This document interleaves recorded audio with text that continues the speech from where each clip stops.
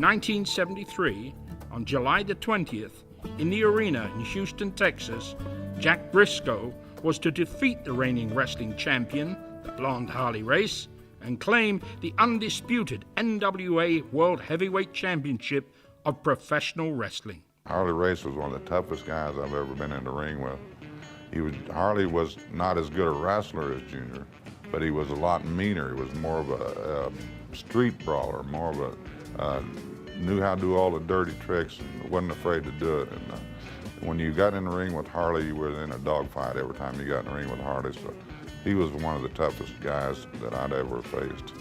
Harley had been one of my adversaries for quite a few years, and him and I and Dory Funk Jr. would go back and forth and back and forth. And we were the three top contenders for the championship. So I had a match scheduled with Harley in Houston, Texas, and it was a 2 out of 3 fall match. And he took the first fall, and I won the second fall. And I had been working out with a guy named Lou Thez, one of the greatest wrestlers of all time. And Lou had taught me his body press that he used coming off the ropes. So I was in the match and got an opportunity to try this body press, and I did it, and I pinned Harley to win the World's Heavyweight Championship. And the people went crazy. It was a sellout crowd, and I went crazy, and it was just a wonderful feeling. And there, all of a sudden, I found myself standing in the middle of the ring with my hand raised, and the World Champion, Heavyweight Champion, with that solid gold belt around my waist, and it was a great thrill.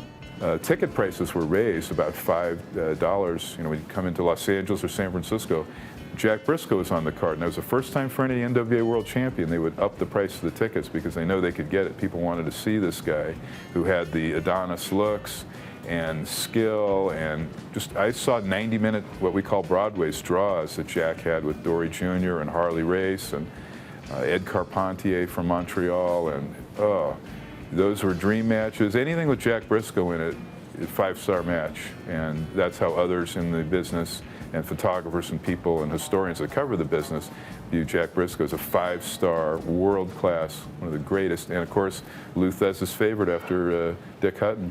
So that went on for about a year. It didn't matter, it seemed like who I wrestled there for just almost a year, just some automatic sellouts everywhere I went. And that's when my name started getting out around the country. And in '71, I started going out to different places like St. Louis and selling out St. Louis with all the top guys and all around the world and across the country. And then fighting 5 and 6 times a week, his young good looks and sportsmanlike approach brought him many fans, fame, and fortune. But all good things eventually must come to an end.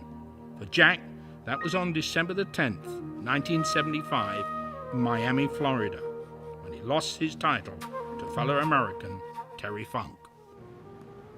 Losing the heavyweight championship for the last time to Terry Funk in Miami Beach, Florida, I was scheduled to wrestle Dory Funk Jr. in Miami Beach, and something happened where Junior couldn't make the match, and I was defending my title against Junior, and Terry came in to take Junior's place. And I just don't think I was really prepared for that situation. I got in the ring with Terry, and I had a bad night, and I lost the title that night to Terry, and I never was able to get it back. So that was the end of my run as a top wrestler in the world.